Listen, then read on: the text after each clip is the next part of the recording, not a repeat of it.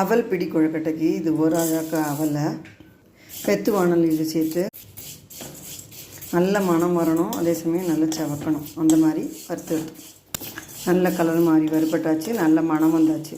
இப்போ இதை stove off பண்ணிவிட்டு சூடு ஆறுனது வறுத்த அவலை மிக்சியில் சேர்த்தாச்சு. இந்த மாதிரி பொடி பண்ணி எடுத்தாச்சு. இப்போ ஒடித்த அவலை ஒரு டம்ளரில் மெஷர் பண்ணிக்கணும். இந்த டம்ளருக்கு 3/4 டம்ளர் இருக்குது அவல் பொடிச்சது. அதே அளவு வெல்லம் எடுத்துட்டுருக்கேன். வாணலியில் சேர்த்து 3/4 டம்ளர் அவலுக்கு 1/4 டம்ளர் தண்ணி விட்டுக்கிறேன். இது நல்லா கரைஞ்சி பச்சை வாசனை போக கொதிக்கட்டும்.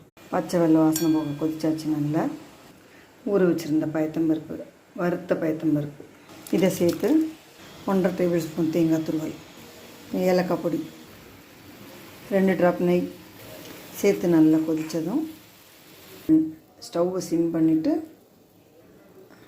இந்த அவல் பவுடரை சேர்த்து நல்லா மிக்ஸ் பண்ணிவிட்டுருவேன். நல்லா சட்டுன்னு வெந்துடும் அவல். பிறகு மாவு ரெடி. இது கொஞ்சம் சூடாறினதும் பிடிச்சி ஆவியில் வைக்கலாம். இப்போ நல்லா ஆறியாச்சு. இது நல்லா இந்த மாதிரி கசிஞ்சிட்டு கையால் இப்படி கையில் எடுத்து இப்படி இந்த மாதிரி பிடிச்ச மாதிரி வைக்கணும். பாருங்கள், பிடிச்சி இந்த மாதிரி இட்லி தட்டில் வச்சு ஆவியில் வேக விடணும். இந்த மாதிரி ஃபுல்லாகவே அடுக்கிட்டு மூடி ஆவியில் 10 நிமிஷம் வேக விட்டு இப்போ அவல் பிடி கொழுக்கட்டை ஜோராக வந்தாச்சு. சூப்பரான அவல் பிடி கொழுக்கட்டை ரெடி.